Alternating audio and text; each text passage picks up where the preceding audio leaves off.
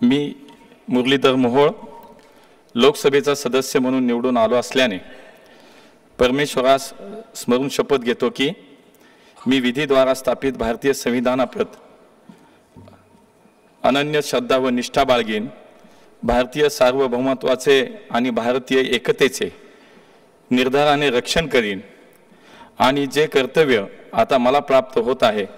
ते मी नेकीने पार पाडीन।